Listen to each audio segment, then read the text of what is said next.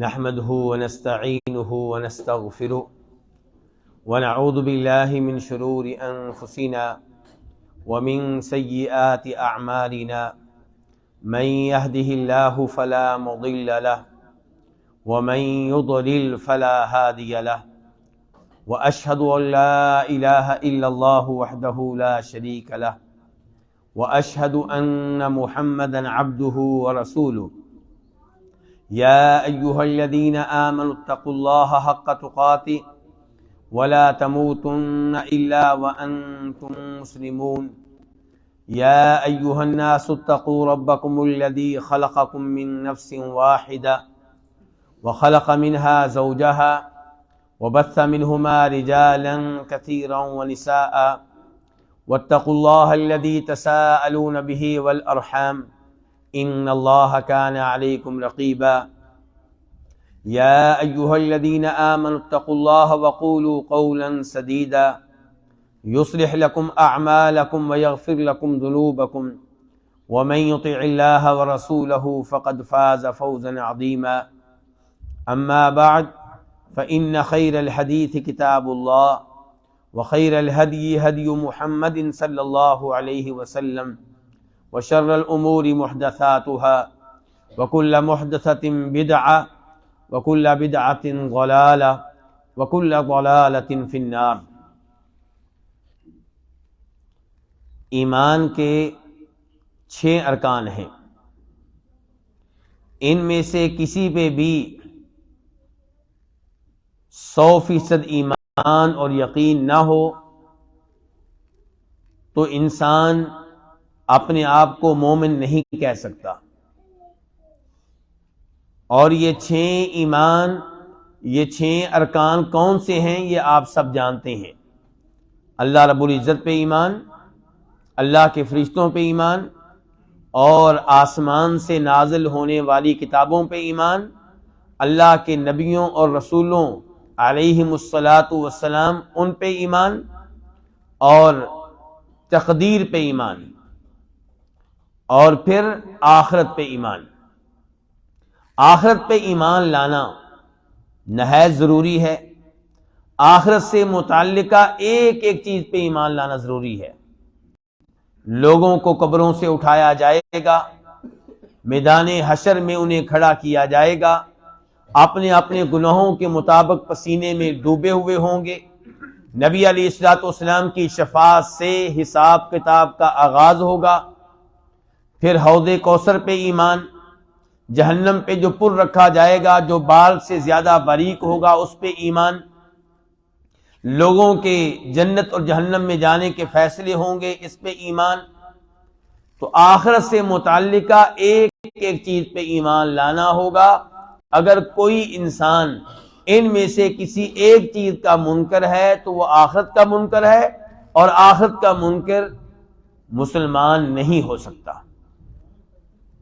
مسلمان خوش نصیب ہیں کہ اللہ رب العزت نے انہیں یہ عظیم عقیدہ دیا ہے، یہ عظیم دین دیا ہے۔ اس کے فوائد آخرت سے پہلے دنیا میں ہیں۔ اب آخرت پہ ایمان لانا، اس کے فوائد کے اوپر اگر آپ غور کریں تو آپ کو پتہ چلے گا کہ اس ایمان کی وجہ سے انسان بہت سی برائیوں سے بچ جاتا ہے، بہت سے گناہوں سے بچ جاتا ہے، دوسروں کے اوپر ظلم و زیادتی کرنے سے باز رہتا ہے۔ جن کا آخرت پہ ایمان نہیں ہے انہیں کیا لگے کسی سے، لیکن جن کا آخرت پہ ایمان ہے انہیں سوچنا پڑتا ہے کہ آج اس غریب پہ ظلم کروں گا، زیادتی کروں گا، اپنی بہن کی زمین وراثت کے طور پہ اسے نہیں دوں گا، اپنے قبضے میں رکھوں گا، تو روز قیامت جواب کیا دوں گا؟ اللہ رب العزت کے ہاں جب پیشی ہوگی، اللہ کی عدالت میں جب حاضر ہوں گا، وہاں پہ میرا کیا بنے گا؟ یہ ایک مثال میں نے دی ہے آخرت پہ ایمان لانے کے فوائد کی۔ آپ دیکھیے کافر ممالک میں خودکشی کی شرح کیا ہے اور مسلمان ممالک میں کتنی ہے؟ فرق کیا ہے؟ آخرت پہ ایمان۔ مسلمان یہ سمجھتا ہے کہ اگر میں نے خودکشی کر لی، دنیا کی مصیبتوں سے جان چھوٹ گئی، قبر میں کیا کروں گا؟ جہنم سے کیسے بچ سکوں گا؟ اللہ رب العزت نے پوچھ لیا، کیا جواب دوں گا؟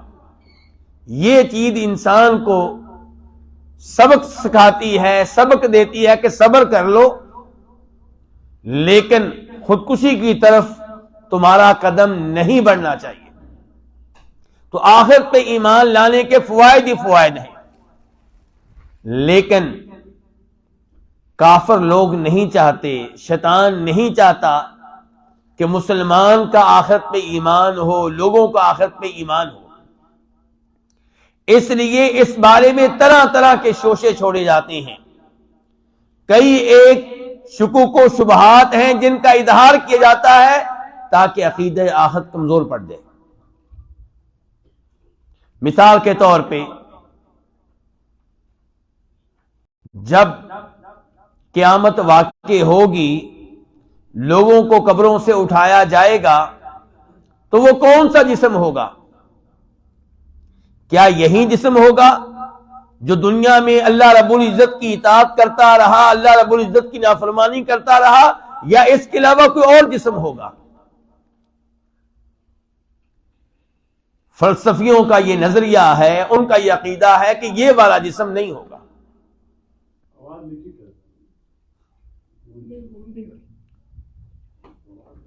روح کون سی ہوگی؟ یہی روح ہوگی یا کوئی اور روح ہوگی؟ تو فلسفی ان کا یہ نظریہ ہے کہ روح یہ جوہر نہیں ہے، یہ عرض ہے۔ کیا مطلب ہے اس کا؟ کہ اس کا بذات خود کوئی وجود نہیں ہے، یہ جسم کے سہارے قائم ہے۔ جسم نہیں تو روح بھی نہیں۔ اور میرا اور آپ کا کیا ایمان ہے جی؟ میرا اور آپ کا کیا عقیدہ ہے کہ جسم کیا ہے اور روح کیا ہے؟ عرض ہے کہ جوہر ہے؟ روح کیا ہے؟ جوہر ہے، اس کی اپنی حیثیت ہے۔ وہ حدیث آپ کے سامنے ہوں گی، آپ کے ذہنوں میں ہوں گی، جن میں آتا ہے کہ جب انسان فوت ہوتا ہے تو اس کی روح کو آسمانوں کی طرف لے جایا جاتا ہے، کافر کی روح کو اوپر سے نیچے پھینک دیا جاتا ہے، اس کے لیے آسمان کے دروازے نہیں کھلتے، مسلمان روح کا فرشتے استقبال کرتے ہیں۔ اب جسم زمین پہ ہے اور روح اوپر جا رہی ہے، اس کا مطلب یہ ہے کہ روح کی اپنی حیثیت ہے۔ ان لوگوں کا یہ نظریہ ہے کہ روح کی اپنی کوئی حیثیت نہیں ہے۔ تو پہلے نمبر پہ انہوں نے یہ عقیدہ پیش کیا کہ جس جسم کو اٹھایا جائے گا، جس کا حساب کتاب ہوگا، جسے جنت یا جہنم میں بھیجا جائے گا، وہ یہ والا جسم نہیں ہوگا۔ اور یاد رہے کہ فلسفی کئی طرح سے عقیدہ آخرت کا انکار کرتے ہیں۔ یہ ایک طریقہ ہے ان طریقوں میں سے جن کے ذریعے در حقیقت وہ عقیدہ آخرت کا انکار کر رہے ہیں۔ تو ان کا ابتدائی عقیدہ کیا ہوا کہ یہ والا جسم نہیں ہوگا، اور جب یہ والا جسم نہیں ہوگا تو یہ والی روح بھی نہیں ہوگی۔ جبکہ صحیح عقیدہ یہ ہے کہ یہی وہ جسم ہے جس کے اوپر آخرت قائم ہوگی، یہی وہ جسم اور روح ہے جنہیں نعمتیں دی جائیں گی یا جنہیں عذاب دیا جائے گا۔ قرآن کریم کی آیات پہ غور کر لیں، نبی علیہ الصلوۃ والسلام کی احادیث پہ غور کر لیں تو آپ کو یہی نتیجہ ملے گا۔ وہ لوگ جو عقیدہ آخرت کے منکر ہیں، ان کا ایک اعتراض یہ ہے، ان کی ایک دلیل یہ ہے کہ انسان کو جب قبر میں دفن کیا جاتا ہے یرحمک اللہ، تو اس کا جسم کیا بن جاتا ہے؟ وقت کے ساتھ ساتھ کیا بن جاتا ہے؟ مٹی۔ تو مٹی جو جسم بن چکا، اسے اٹھانا کیسے ممکن ہوگا؟ اور کیسے پتا چلے گا کہ یہ اصلی مٹی ہے یا یہ وہ مٹی ہے جو پہلے انسان کا گوشت تھا، انسان کا چہرہ تھا، انسان کا بازو تھا، انسان کی ٹانگیں تھی؟ کیسے پتا چلے گا؟ اور پھر فائدہ کیا ہے اس کا کہ انسان کو دوبارہ اٹھایا جائے، زندہ کیا جائے؟ عقل یہ تقاضا کرتی ہے کہ جیسے یہ سسٹم قائم ہے ہمیشہ ہمیشہ ایسے ہی چلتا رہے۔ کچھ لوگ دنیا میں آئیں، زندگی گزاریں، فوت ہو جائیں، نئے لوگ آئیں، زندگی گزاریں، فوت ہو جائیں، تیسری نسل آ جائے، چوتھی آ جائے، پانچویں آ جائے، ایسی سلسلہ ہمیشہ چلتا رہے۔ لیکن یہ سارے نظریات غلط ہیں، جیسا کہ واضح طور پہ ہمیں معلوم ہوتا ہے قرآن و حدیث کے دلائل سے۔ اللہ رب العزت سورہ قاف میں ارشاد فرماتے ہیں اَإِذَا مِتْنَا وَكُنَّا تُرَابًا ذَلِكَ رَجْعٌ بَعِيدٌ قَدْ عَلِمْنَا مَا تَنْقُصُ الْأَرْضُ مِنْهُمْ وَعِنْدَنَا كِتَابٌ حَفِيظٌ۔ آخرت کے منکر یہ کہتے ہیں کہ کیا ہمیں دوبارہ زندہ کیا جائے گا، دوبارہ لوٹایا جائے گا جبکہ ہم مر چکے ہوں گے، مٹی بن چکے ہوں گے؟ ذالک رجل بعید، یہ عقیدہ جو ہے کہ ہمیں دوبارہ لوٹایا جائے گا، دوبارہ زندہ کیا جائے گا، یہ بہت دور کا عقیدہ ہے۔ عقل اس کو نہیں مانتی، عقل اس کو تسلیم نہیں کرتی، یہ حقیقت سے بہت دور ہے۔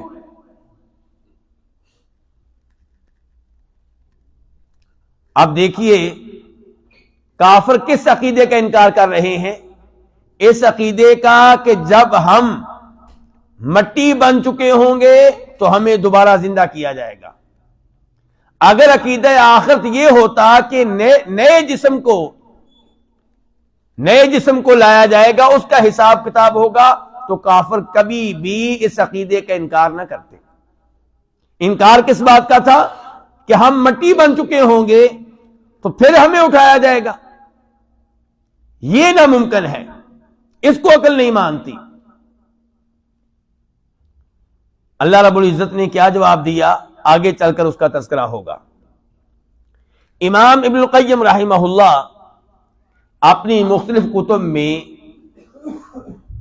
اس بات کا تذکرہ کرتے ہیں کہ اللہ رب العزت نے منکرین آخرت کے ان شکوک و شبہات کا، ان اعتراضات کا جواب تین طرح سے دیا ہے۔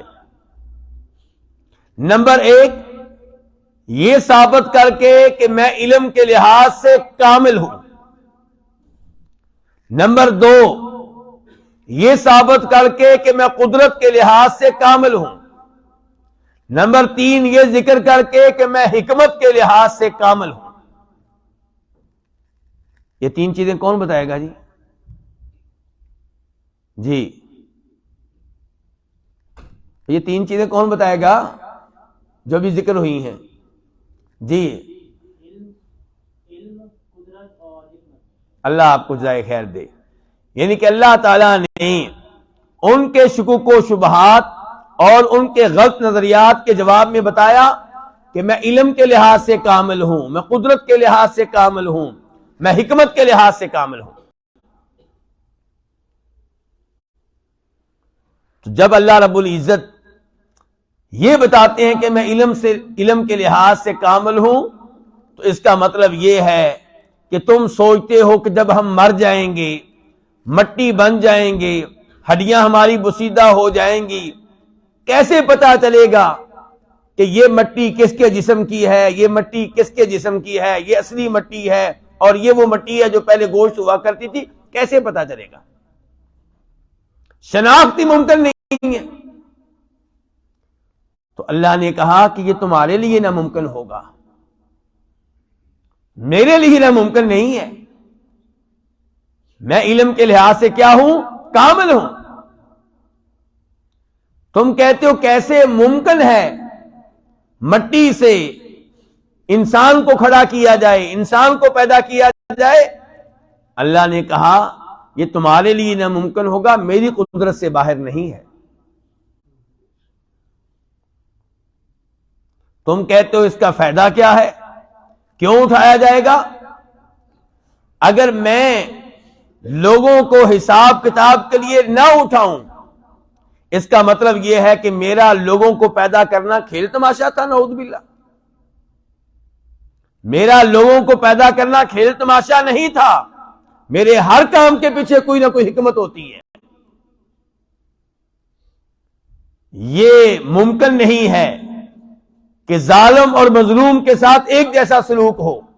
جو دنیا میں ظلم کرتا رہا اور جو ظلم سہتا رہا، ان کے ساتھ ایک جیسا سلوک ہو، ظالم کو سزا نہ دی جائے، مظلوم کو صبر کرنے پر جو ثواب نہ دیا جائے، یہ میری حکمت سے بہت دور ہے۔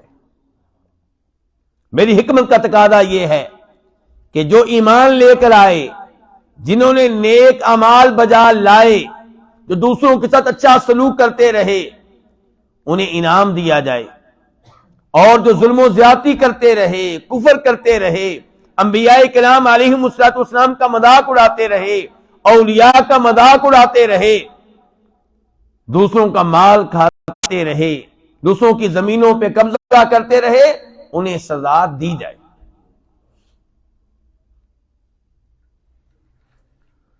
تو آئیے دیکھتے ہیں کہ یہ تین چیزیں اللہ رب العزت نے کہاں ذکر کی ہیں، کس انداز میں ذکر کی ہیں۔ اللہ رب العزت ارشاد فرماتے ہیں سورہ یاسین میں، اولم یر الانسان انا خلقناہ من نطفۃ فاذا هو خصیم مبین وضرب لنا مثلا ونسي خلقا قال من يحيي العظام وهي رميم قل يحييها الذي انشأها اول مرة وهو بكل خلق عليم۔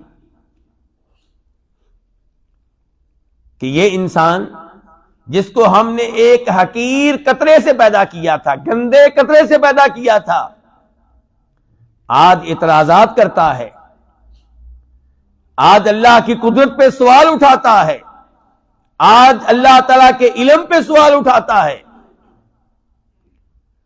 اور یہ کہتا ہے کہ ان بسیدہ ہڈیوں کو کون زندہ کر سکتا ہے، انہیں کون حیات دے سکتا ہے؟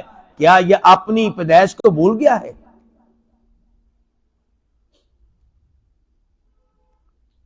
کیوں جی، ہمیں کس چیز سے پیدا کیا گیا؟ پانی کے ایک، کیا پانی کے اس ایک قطرے میں یہ آنکھیں موجود تھیں، یہ چہرہ موجود تھا، یہ ہڈیاں مضبوط موجود تھیں؟ پانی کا ایک گندا سا قطرہ اللہ نے اس سے وہ انسان پیدا کیا جس کے بازو ہیں، جس کی ٹانگیں ہیں، جس کی آنکھیں ہیں، جس کے کان ہیں، جس کی ہڈیاں ہیں، جس کا گوشت ہے، جس کا خون ہے، جس کا دل ہے، جس کا جگر ہے، جس کا معدہ ہے۔ اس اللہ تعالی کے لیے اس مٹی سے دوبارہ انسان کو پیدا کرنا کیوں ناممکن ہوگا، کیوں مشکل ہوگا؟ قال، یہ کہتا ہے من یحیی العظام وہی رمیم قل یحییھا الذی انشأھا اول مرہ وہو بکل خلق علیم۔ علیم علیم اللہ تعالیٰ کہہ رہے ہیں کہ ان ہڈیوں کو زندگی وہی دے گا، ان بسیدہ ذرات کو وہی کھڑا کرے گا جس نے پہلی بار اس کو زندگی دی تھی، پہلی بار پیدا کیا تھا۔ تم کہتے ہو پتہ کیسے چلے گا یہ مٹی کس کی ہے، یہ ذرات کس کے ہیں؟ اللہ نے کہا وَهُوَ بِكُلِّ خَلْقٍ عَلِيمٌ، میں اپنی ایک ایک مخلوق کے بارے میں علم رکھتا ہوں۔ ان اللہ لا يخفى علیہ شیء فی الارض ولا فی السماء، اللہ سے کوئی بھی چیز مخفی نہیں ہے، نہ آسمانوں کی کوئی چیز، نہ زمین کی کوئی چیز۔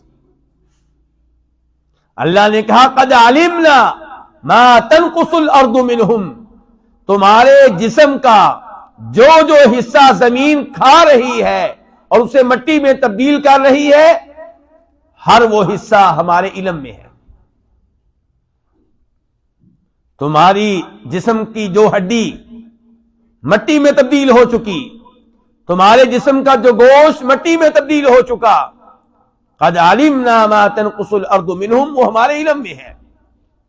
وعندنا کتاب حفیظ، بلکہ ہم نے اسے تحریری شکل میں بھی لکھ رکھا ہے.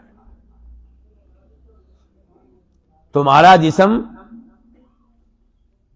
بوسیدہ ہو جائے گا، ذرات میں تبدیل ہو جائے گا، مٹی میں تبدیل ہو جائے گا، یہ تو بہت بعد میں ہوگا. ہم نے بہت پہلے لکھ رکھا ہے کہ کس کے جسم کا کون سا حصہ کس شکل میں تبدیل ہوگا، کہاں پڑا ہوگا، کہاں موجود ہوگا. لوح محفوظ میں ہر چیز درج ہے. یہ اللہ رب العزت کا علم ہے.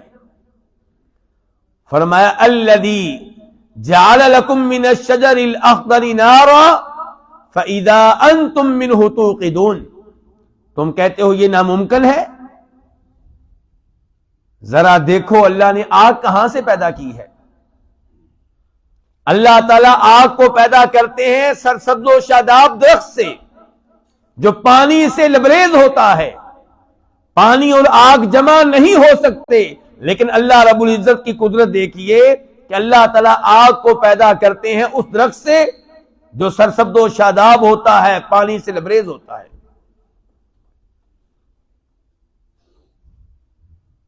تو یہ اللہ رب العزت کا علم ہے. اللہ کے علم سے یہ چیزیں باہر نہیں ہیں. اللہ رب العزت اس معاملے میں اپنی قدرت کا تذکرہ بھی کرتے ہیں. تم کہتے ہو پتہ کیسے چلے گا، تم کہتے ہو کیسے یہ ممکن ہوگا. اللہ نے اس کا بھی جواب دیا. اللہ نے کہا اولیس الذی خلق السماوات والارض بقادر علی ان یخلق مثلہم بلا وہو الخلاق العلیم. جس اللہ نے وسیع و عریض آسمان پیدا کر ڈالے، وسیع و عریض زمین پیدا کر ڈالی، اس اللہ تعالیٰ کے لیے 5 فٹ کا انسان پیدا کرنا کون سا مشکل ہے؟ اسے مٹی سے دوبارہ زندہ کرنا کون سا مشکل ہے؟ ذرا غور کرو آسمانوں پہ، ذرا غور کرو زمین پہ. وَالْأَرْضَ مَدَدْنَاهَا وَأَلْقَيْنَا فِيهَا رَوَاسِيَ. یہ زمین جو ہم نے پھیلا دی ہے، جس میں ہم نے عظیم الشان پہاڑ رکھ دیے ہیں. جس اللہ نے ان بڑی بڑی مخلوقات کو پیدا کیا ہے، اس کے لیے انسان کو مٹی سے دوبارہ پیدا کرنا قطعاً مشکل نہیں ہے.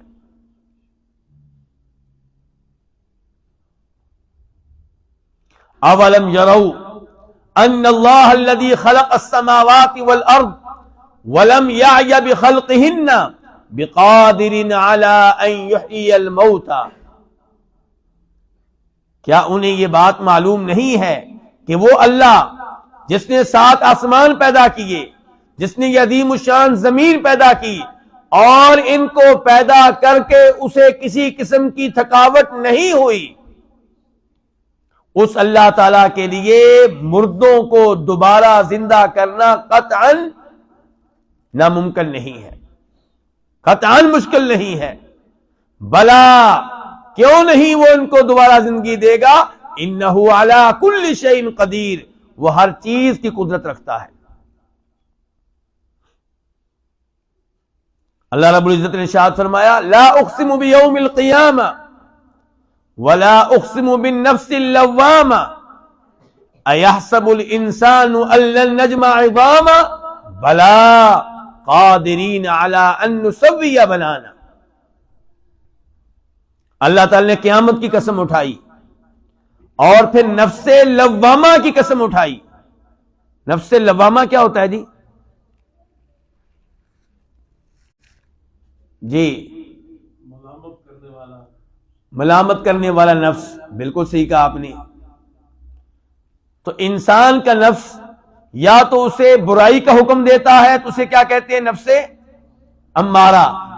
ان النفس لامارۃ بالسوء، کہ انسان کا نفس اسے برائی پہ ابھارتا رہتا ہے، برائی کی ترغیب دیتا رہتا ہے. اور ایک ہوتا ہے نفس مطمئنہ، جس کا اللہ پہ مکمل یقین ہے دین پہ مکمل یقین ہے، اس لیے وہ مطمئن رہتا ہے، کیونکہ ایمان ہے اور شریعت اسلام پہ عمل ہے، اس لیے نفس مطمئنہ ہے۔ اور ایک ہے نفس لوامہ، جو انسان کو ملامت کرتا ہے کہ تو نے گناہ کیوں کیا، جو انسان کو ملامت کرتا ہے تو نے نماز لیٹ کیوں کی، جو انسان کو ملامت کرتا ہے تو نے فجر کے بعد اپنے اس دن کا آغاز تلاوت کی بجائے موبائل سے کیوں کیا ہے۔ یہ کیا ہے؟ نفس لوامہ، جو گناہ کرنے پہ اسے ملامت کرتا ہے، نیکی نہ کرنے پہ اسے ملامت کرتا ہے۔ تو اللہ رب العزت نے یہاں پہ قیامت کی قسم اٹھائی ہے اور نفس لوامہ کی قسم اٹھائی ہے۔ قسم اٹھانے کے بعد اللہ تعالیٰ کیا کہتے ہیں؟ اَيَحْسَبُ الْإِنسَانُ أَلَّن نَجْمَعَ عِظَامًا، کیا انسان یہ سمجھتا ہے کہ ہم اس کی بوسیدہ ہڈیوں کو جمع نہیں کر سکیں گے؟ یہ حساب کتاب کا منکر ہے، آخرت کے وقوع کا منکر ہے، یہ سمجھتا ہے کہ یہ بوسیدہ ہڈیاں انہیں کون زندہ کرے گا، کون جمع کرے گا؟ بلا قادرین علی ان نسوی بنانا، اللہ تعالیٰ کہتے ہیں کہ یہ کام ہم کریں گے، ہم تمہاری ہڈیوں کو جمع کریں گے، ہم انہیں زندگی دیں گے، ہم تمہیں دوبارہ کھڑا کریں گے۔ ہم تو اس بات کی بھی قدرت رکھتے ہیں کہ تمہاری انگلیوں کے پورے انہیں بھی دوبارہ زندگی دیں، حالانکہ ان پوروں کی ہڈیاں بڑی نازک ہوتی ہیں۔ اللہ تعالیٰ کہتے ہیں کہ ہم تو انہیں بھی دوبارہ زندہ کرنے پہ قادر ہیں۔ اللہ تعالیٰ نے بتایا کہ انسان اصل میں عقیدہ آخرت سے کیوں بھاگتا ہے، وجہ کیا ہے، سبب کیا ہے؟ بل یرید الانسان لیفجر امامہ، انسان چاہتا ہے کہ میں آئندہ زندگی میں بھی گناہ کرتا رہوں، بدکاریاں کرتا رہوں، ظلم و زیادتی کرتا رہوں، میرے سامنے کوئی رکاوٹ کھڑی نہیں ہونی چاہیے۔ عقیدہ آخرت چونکہ انسان کو گناہ سے روکتا ہے، ظلم و زیادتی سے روکتا ہے، اس لیے انسان اس عقیدے سے بھاگنا چاہتا ہے۔ اس عقیدے کا مذاق اڑاتے ہوئے کہتا ہے یسأل ایان یوم القیامہ، قیامت کب واقع ہوگی؟ اللہ تعالی نے کہا فَإِذَا بَرِقَ الْبَصَرُ وَخَسَفَ الْقَمَرُ وَجُمِعَ الشَّمْسُ وَالْقَمَرُ يَقُولُ الْإِنسَانُ يَوْمَئِذٍ أَيْنَ الْمَفَرُّ كَلَّا لَا وَزَرَ إِلَى رَبِّكَ يَوْمَئِذٍ الْمُسْتَقَرُّ يُنَبَّأُ الْإِنسَانُ يَوْمَئِذٍ بِمَا قَدَّمَ وَأَخَّرَ۔ انسان کہتا ہے قیامت کب واقع ہوگی؟ اللہ نے کہا تب واقع ہوگی جب تمہاری نگاہیں پتھرا جائیں گی، حیرت کی وجہ سے کھلی کی کھلی رہ جائیں گی۔ انسان وہ مناظر دیکھے گا جن کا تصور بھی نہیں کیا ہوگا، دیکھ کے حیران رہ جائے گا یہ کیا ہو رہا ہے، اور یہ چاند بے نور ہو جائے گا، گہنا جائے گا، سورج و چاند کو جمع کر دیا جائے گا۔ اس دن انسان کہے گا کیا بھاگنے کی کوئی جگہ ہے؟ ہر ایک کو اپنے کرتوتوں کا علم ہو جائے گا، انسان چاہے گا مجھے بھاگنے کی کوئی جگہ مل جائے، کوئی پناہ مل جائے۔ کلا لا وزر، اللہ تعالیٰ کہتے ہیں بالکل پناہ کی کوئی جگہ نہیں ملے گی، بھاگنے کی کوئی جگہ نہیں ملے گی۔ الی ربک یومئذ المستقر، اس دن اللہ رب العزت کے پاس جانا پڑے گا، حاضری دینا پڑے گی۔ ينبأ الانسان یومئذ بما قدم واخر، اس دن انسان کو بتایا جائے گا اس کے کرتوتوں کے بارے میں، اس کے گناہوں کے بارے میں، اس کے نیک اعمال کے بارے میں، تم دنیا میں کیا کرتے رہے، یہ سب کچھ اسے بتایا جائے گا۔ تو اللہ رب العزت نے سورہ قیامہ کے شروع میں بتا دیا کہ آخرت قائم کرنا، تمہاری بوسیدہ ہڈیوں کو دوبارہ زندگی دینا ہمارے لیے کچھ مشکل نہیں ہے، اور ہم یہ کام کر کے رہیں گے. یعنی کہ اے انسان، تجھے اس بات کی فکر نہیں ہونی چاہیے کہ کام کیسے ہوگا، فکر اس بات کی ہونی چاہیے کہ جب یہ کام ہوگا تب میرا کیا بنے گا، میں نے تیاری کیا کی ہے. جب حساب کتاب ہوگا میں اللہ کو کیا جواب دوں گا، اللہ کے پاس کیا لے کر جاؤں گا. تو اللہ رب العزت عقیدہ آخرت کا اثبات کرتے ہیں یہ ذکر کر کے کہ میں علم کے لحاظ سے کامل ہوں، دوسرے نمبر پہ قدرت کے لحاظ سے کامل ہوں، اور تیسرے نمبر پہ حکمت کے لحاظ سے بھی کامل ہوں. اللہ رب العزت ارشاد فرماتے ہیں اَيَحْسَبُ الْإِنسَانُ أَن يُتْرَكَ سُدًى أَلَمْ يَكُ نُطْفَةً مِّن مَّنِيٍّ يُمْنَىٰ ثُمَّ كَانَ عَلَقَةً فَخَلَقَ فَسَوَّىٰ فَجَعَلَ مِنْهُ الزَّوْجَيْنِ الذَّكَرَ وَالْأُنثَىٰ أَلَيْسَ ذَلِكَ بِقَادِرٍ عَلَىٰ أَن يُحْيِيَ الْمَوْتَىٰ. ان آیات میں جو ابھی میں نے تلاوت کی سورہ قیامہ کی آخری آیات، اللہ نے اپنی قدرت کا تذکرہ بھی کیا اور اپنی حکمت کی جانب بھی اشارہ کیا کہ انسان کیا سمتا ہے کہ اسے ایسے ہی چھوڑ دیا جائے گا، دنیا میں ظلم و زیادتی کرتا رہے، اللہ کی نافرمانی کرتا رہے، فسق و فجور کرتا رہے، کفر کرتا رہے، اللہ کا مذاق اڑاتا رہے، قرآن کا مذاق اڑاتا رہے، انبیاء کرام علیہم السلام کا مذاق اڑاتا رہے، غریب لوگوں کو تنگ کرتا رہے، ایمان والوں کا مذاق اڑاتا رہے، اور اسے پوچھا نہیں جائے گا ایسے ہی چھوڑ دیا جائے گا؟ نہیں، ایسا نہیں ہوگا. پھر یہ کہتا ہے کہ کیسے ہوگا، ناممکن ہے. اللہ تعالیٰ کہتے ہیں اپنی پیدائش پہ غور کرو، کیا تو ایک نطفہ نہیں تھا منی کا، پھر اس سے گوشت کا لوتھڑا بنایا گیا، پھر تیرا پورا جسم بنایا گیا، تیرے تمام اعضاء متناسب اور متوازن بنائے گئے. تو یہ اللہ جس نے تجھے منی کے ایک نطفے سے، قطرے سے پیدا کیا، الیس ذالک بقادر علی ان یحیی الموتى، کیا یہ اللہ اس بات پہ قادر نہیں ہے، اس کی طاقت نہیں رکھتا کہ مردوں کو زندہ کرے؟ یقیناً رکھتا ہے. تو ان آیات کے شروع میں اللہ نے اپنی حکمت کی جانب اشارہ کیا ہے کہ یہ میری حکمت کے خلاف ہے کہ میں لوگوں کو ایسے ہی بغیر حساب کتاب کے چھوڑ دوں، ظالموں کو ان کے ظلم کی سزا نہ ملے، مظلوموں کو ظلم برداشت کرنے پہ انعام نہ ملے. یہ میری حکمت کے خلاف ہے. میں نے چند چیزیں فرض کی تھیں، جنہوں نے انہیں اپنایا، ان پہ عمل کیا، نمازیں پڑھتے رہے، روزے رکھتے رہے، زکوٰۃ دیتے رہے، حج کرتے رہے، وہ اور جو یہ کام کرنے سے انکار کریں وہ سب برابر ہو جائیں، ایسا میری حکمت کے خلاف ہے. میں نے کئی چیزوں کو حرام قرار دیا تھا، کئی چیزوں کو ممنوع قرار دیا تھا، کئی امور کے قریب جانے سے منع کیا تھا. سود لینے والا اور سود سے بچ بچ کر زندگی گزارنے والا یہ برابر ہو جائے، نہ اس کو پوچھا جائے، نہ اس کو پوچھا جائے، نہ اس کو سزا ملے، نہ اس کو انعام ملے، یہ میری حکمت کے خلاف ہے. ام حسب الذی نجترح السیئات ان نجعلہم کالذین آمنوا وعملوا الصالحات سواء محیاہم ومماتہم ساء ما یحکمون.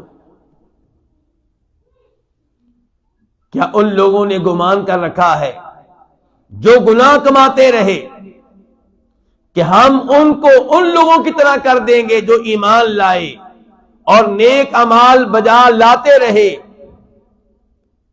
کیا ان کا زندہ ہونا مرنا ایک جیسا ہوگا؟ ساء ما یحکمون. یہ سوچ بڑی غلط سوچ ہے. اللہ رب العزت کے بارے میں اگر تمہاری یہ سوچ ہے کہ اللہ تعالیٰ ایمان لانے والوں کو اور کفر کرنے والوں کو، نیک اعمال بجا لانے والوں کو اور گناہ کرنے والوں کو ان دونوں کو ایک جیسا کر دیں گے، دونوں سے ایک جیسا سلوک کریں گے، نہ اس سے پوچھا جائے گا کہ تو نے کفر کیوں کیا، اور نہ ایمان والے کو شاباش دی جائے گی، انعام دیا جائے گا، خراج تحسین پیش کیا جائے گا۔ اگر تمہاری یہ سوچ ہے تو یہ سوچ بہت غلط ہے۔ اس کا مطلب یہ ہے کہ تم اللہ کی حکمت کو نہیں جانتے، اس کا مطلب یہ ہے کہ تمہارا اس بات پہ ایمان نہیں ہے کہ اللہ حکیم ہے۔ وَمَا خَلَقْنَا السَّمَاوَاتِ وَالْأَرْضَ وَمَا بَيْنَهُمَا لَاعِبِينَ، ہم نے آسمان پیدا کیے، زمین پیدا کی، اور ان کے مابین بہت سی مخلوقات کو بسایا، آباد کیا، تو یہ سارا کام ہم نے کھیل تماشے کے طور پہ نہیں کیا۔ افحسبتم انما خلقناکم عبثا وانکم الینا لا ترجعون فتعالى اللہ الملک الحق، کیا تم لوگوں نے یہ گمان کر رکھا ہے کہ ہم نے تم کو فضول پیدا کیا ہے، لغو پیدا کیا ہے، عبث پیدا کیا ہے، بلا وجہ پیدا کیا ہے، بغیر کسی حکمت کے پیدا کیا ہے؟ تم یہ سمجھتے ہو کہ ہم تمہیں دوبارہ نہیں اٹھائیں گے، دوبارہ زندہ نہیں کریں گے، تمہیں ہمارے سامنے حاضر نہیں کیا جائے گا، یہ سمجھتے ہو؟ اگر تمہاری یہ سوچ ہے، تمہارا یہ عقیدہ ہے، تمہارا یہ نظریہ ہے، تو تمہارا یہ نظریہ، یہ عقیدہ اللہ کے بارے میں بہت غلط ہے، کہ تم سمجھتے ہو کہ اللہ تعالیٰ نے یہ سارے کام بے فائدہ کیے، بے مقصد کیے، بے حکمت کیے۔ فتعال اللہ الملک الحق، اللہ تعالی پاک ہے، بہت ہی بلند و بالا ذات ہے، وہ ایسے امور بلا وجہ نہیں کرتا، اس کے ہر کام کے پیچھے کوئی نہ کوئی حکمت ہوتی ہے۔ تو اللہ تعالیٰ نے انسانوں کو پیدا کیا ہے اس لیے کہ انہیں اختیار دیا جائے، اللہ کی بات مانیں یا نافرمانی کریں، اللہ پہ ایمان لائیں یا اللہ کے ساتھ کفر کریں۔ اِنَّا هَدَيْنَاهُ السَّبِيلَ اِمَّا شَاكِرًا وَإِمَّا كَفُورًا، دنیا میں شکر گزار بن کر زندگی گزاریں یا اللہ کے منکر بن کر اور ناشکرے بن کر زندگی گزاریں، اس کے بعد پھر حساب ہوگا۔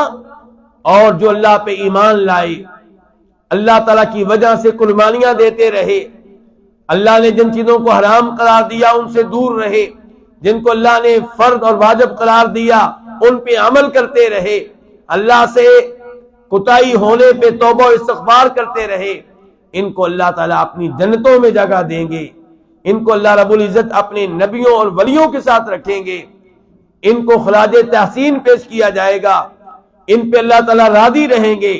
اور وہ جو اللہ تعالیٰ کے منکر تھے، اللہ تعالیٰ کے ساتھ کفر کرتے رہے، اللہ تعالیٰ کے ساتھ اوروں کو شریک کرتے رہے، اللہ کے نبیوں کے ساتھ کفر کرتے رہے، آخرت کی تکذیب کرتے رہے، اللہ کے بندوں پہ ظلم کرتے رہے، انہیں ان کے گناہوں کی سزا ملے گی۔ یہ ہے عقیدہ آخرت، اور اس پہ ایمان لانا ضروری ہے۔ جو اس پہ ایمان نہیں لاتا وہ مسلمان نہیں ہے۔ اور آخر میں ایک حدیث بھی آپ کے سامنے رکھوں گا جس سے اسی عقیدے کا اثبات ہوگا۔ ویسے تو بہت سی احادیث ہیں، لیکن ایک حدیث، اور یہ وہ حدیث ہے جو آپ لوگوں نے کئی دفعہ سنی ہوئی ہے، لیکن آج کے موضوع کے لحاظ سے اس پہ نئے سرے سے غور کیجئے گا۔ امام بخاری رحمہ اللہ روایت کرتے ہیں کہ نبی کریم صلی اللہ علیہ وسلم نے ارشاد فرمایا کہ پہلی امتوں میں ایک آدمی ہوا کرتا تھا، اس نے بڑے گناہ کیے، اپنے اوپر بڑی زیادتیاں کی، کیونکہ گناہ کرنا خود اپنے اوپر ظلم کرنا ہے، گناہ کرنا خود اپنے ساتھ زیادتی ہے۔ جب اس کے فوت ہونے کا وقت آیا، اس نے اپنے بیٹوں سے کہا مجھے بتاؤ کہ میرا تمہارے ساتھ سلوک کیسا تھا، میرا تمہارے ساتھ رویہ کیسا تھا۔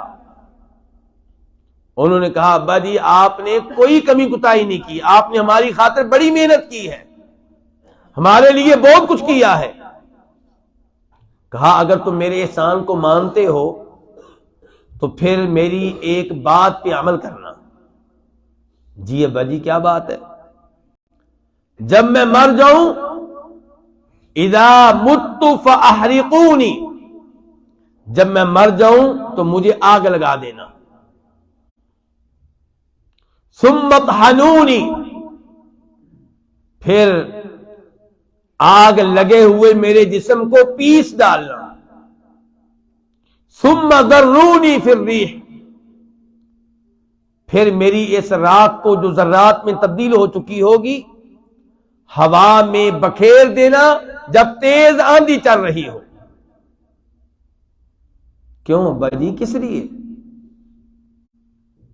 کہا اس لیے کہ فواللہ لئن قدر اللہ علی لیعذبنی عذابا ما عذبہ احدا،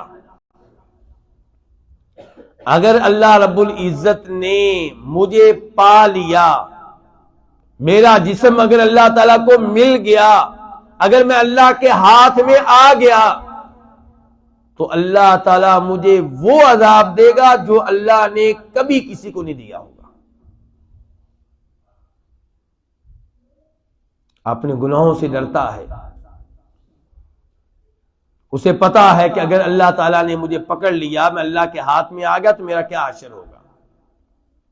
اس لیے کہہ رہا ہے کہ میرے جسم کو آگ لگا دی جائے، پیس ڈالا جائے، ذرات کو ہوا میں بکھیر دیا جائے۔ فرماتے ہیں نبی علیہ الصلوۃ والسلام جب وہ فوت ہوا، اس کے بیٹوں نے اس کی وصیت پہ عمل کیا، اس کی وصیت کے مطابق اسے آگ لگائی گئی، اس کے جسم کو پیس ڈالا گیا، اس کے ذرات کو ہوا میں بکھیر دیا گیا، منتشر کر دیا گیا۔ لیکن اللہ رب العزت نے زمین کو حکم دیا۔ کس کو حکم دیا؟ زمین کو، اجمعی ما فیک منہ، اجمعی ما فیک منہ، اس کے جسم کے اعضاء جو تیرے اوپر موجود ہیں ان کو جمع کر دے۔ اب ان بکھرے ہوئے ذرات کو زمین نے جمع کر دیا۔ تو یہ کون سا جسم ہے؟ کوئی نیا جسم ہے کہ وہی جسم ہے؟ وہی جسم ہے۔ اس جسم کو اللہ تعالی نے کھڑا کیا۔ اللہ رب العزت نے پوچھا تو نے یہ حرکت کیوں کی؟ کہنے لگا یا اللہ تیرے ڈر سے، تیرے خوف سے۔ فرماتے ہیں نبی علیہ الصلوۃ والسلام چنانچہ اللہ رب العزت نے اس کا یہ جواب سن کر اس کو معاف کر دیا، اس کو بخش دیا۔ اس حدیث سے بھی عقیدہ آخرت کا اس بات ہوتا ہے کہ اللہ تعالیٰ جانتے ہیں کہ انسان کا جسم جو بسیدہ ہو چکا، ذرات میں تبدیل ہو چکا، مٹی بن چکا، وہ کہاں پہ موجود ہے، بلکہ اس کے جسم کے اعضاء اگر مختلف مقامات میں ہیں تو اللہ تعالیٰ یہ بھی جانتے ہیں۔ اور اب تو آپ نے دیکھا ہوگا یہ کام شروع ہو گیا ہے، آپ کے پڑوسی ملک سے 2-3 مرتبہ یہ خبریں آ چکی ہیں کہ کسی نے باپ کو قتل کیا، کسی نے محبوبہ کو قتل کیا، اور جسم کے 35 حصے کیے، 15 حصے کیے، 18 حصے کیے، پھر ان حصوں کو کہاں رکھا؟ فریزر میں رکھا، پھر ایک ایک حصہ لے کے کبھی ادھر پھینک دیا، کبھی ادھر پھینک دیا، کبھی ادھر پھینک دیا، پکڑے گئے۔ لیکن کہنے کا مطلب یہ ہے کہ ایسی حرکت کیوں کی کہ جب ہم اس میت کو، اس لاش کو ٹکڑے کر کے ایک ٹکڑا ادھر پھینکیں گے، ایک ادھر پھینکیں گے، تو شاید ہمیں پکڑا نہیں جا سکے گا، کسی کو پتہ ہی نہیں چلے گا کہ قتل ہوا تھا کہ نہیں ہوا تھا۔ لیکن دنیا میں پکڑے گئے، پولیس نے پکڑ لیا، انسانوں سے نہیں بچ سکے، اللہ کی مخلوق سے نہیں بچ سکے، تو اللہ تعالیٰ سے کیسے بچ سکیں گے؟ تو ہمارے جسم کے اعضاء ایک جگہ پہ ہوں یا مختلف مقامات میں ہو، ایک ایک چیز اللہ تعالیٰ کے علم میں ہے. اور پھر اللہ تعالیٰ یقیناً قدرت رکھتے ہیں کہ ہر انسان کو دوبارہ زندہ کریں، دوبارہ اٹھائیں، اور پھر اللہ رب العزت ہر ایک کے مستقبل کا فیصلہ کریں گے. کسی کے لیے جنت ہوگی، کسی کے لیے جہنم ہوگی. اور یہی تقاضا ہے اللہ رب العزت کی حکمت کا. اللہ رب العزت سے دعا ہے کہ اللہ تعالی ہمیں صحیح ایمانوں میں عقیدہ آخرت پہ ایمان لانے کی توفیق بخشے. اللہ تعالی ہمیں عقیدہ آخرت سے متعلقہ قرآن و حدیث کی نصوص پہ صحیح معنوں میں غور و فکر کرنے کی توفیق دے. اور اللہ رب العزت اس عقیدے کو اپنے احباب کے سامنے، دوستوں کے سامنے بیان کرنے کی توفیق دے، تاکہ ہر انسان اس عقیدے کو بار بار اپنے ذہنوں میں زندہ کرے اور اپنے میں جواب دہی کا احساس پیدا کرے اور اپنے آپ کو گناہوں سے بچائے، اور جن چیزوں کو اللہ نے واجب اور فرض قرار دیا ہے انہیں اپنائے. آپ سب احباب کو اللہ تعالیٰ جزائے خیر دے کہ آپ تشریف لائے، وقت دیا، توجہ سے گفتگو سنی. اللہ رب العزت آپ کا آنا، یہاں پہ بیٹھنا، یہ وقت دینا، اسے قبول فرمائے. اور میں خصوصی طور پہ شکریہ ادا کرتا ہوں جامعہ سلفیہ کے طلاب کا اور پھر جامعہ سلفیہ کے مشائخ کا، خصوصاً شیخ عبید اللہ. یہ جامعہ کے سینئر ترین استاد ہیں، جامعہ میں مسلم شریف پڑھاتے ہیں، اور جامعہ کے سبھی طلباء ان کے شاگرد ہیں. اللہ رب العزت ان کے علم و عمل میں برکتیں ڈالے، ان کی اولاد میں برکتیں ڈالے. اور ان کے ساتھ حضرت قاری عبدالرحیم صاحب موجود ہیں، دیگر مشائخ بھی آپ میں موجود ہیں، شیخ عاطف صاحب، شیخ احسان صاحب، اور پھر جامعہ کے پرانے طالب علم بھی آج کئی موجود ہیں ماشاءاللہ، شیخ شاہد عرفان، شیخ نعمان خورشید، شیخ ابراہیم. اللہ تعالیٰ ان سب کو جزائے خیر دے. ان کو دیکھ کے خوشی ہوتی ہے، یہ دین کے طالب علم ہیں، یہ توحید کی دعوت دینے والے ہیں، یہ لوگوں کو قرآن کی تعلیم دینے والے ہیں، یہ لوگوں کو عقیدہ آخرت، عقیدہ توحید سکھانے والے ہیں. اس لیے ایسے چہروں کو دیکھ کر خوشی ہوتی ہے، اور آپ سب کو بھی دیکھ کر خوشی ہوتی ہے کہ آپ عقیدہ سیکھنے والے ہیں، قرآن کا علم لینے والے ہیں. اللہ ان مجالس کو قائم و دائم رکھے، اور ان مجالس کی برکت سے اللہ تعالی ہماری دنیا بھی بابرکت بنا دے، اور آخرت کے لحاظ سے بھی ہمیں اللہ تعالیٰ کامیاب بنا دے. اللہ سے دعا کرتے ہیں کہ اللہ ہمارے ملک کی حفاظت فرمائے، دنیا کے لحاظ سے بھی، آخرت کے لحاظ سے بھی، اور ہمارے حکمرانوں کو اللہ تعالیٰ اس ملک میں شریعت کا نظام نافذ کرنے کی توفیق عنایت فرمائے. جتنے مسلمان فوت ہو چکے ہیں اللہ تعالیٰ انہیں جنت میں اعلیٰ مقام عنایت فرمائے، ان کی قبروں کو اللہ تعالیٰ منور و کشادہ فرمائے. قاری عبدالوکیل صاحب اور ان کے ساتھیوں کو، احباب کو اللہ جزائے خیر دے جو ان مجالس کا انعقاد کرتے ہیں. مجھے اور آپ کو بھی اللہ تعالیٰ ایسی مجالس کا انعقاد کرنے کی توفیق بخشے. وصلی اللہ تعالی علی نبینا محمد وعلی آلہ وصحبہ اجمعین. 1 2 3 سوال اگر آپ کرنا چاہیں تو کر سکتے ہیں. 3 سوال تک انشاءاللہ میں کوشش کروں گا کہ جواب دوں. یہ پہلا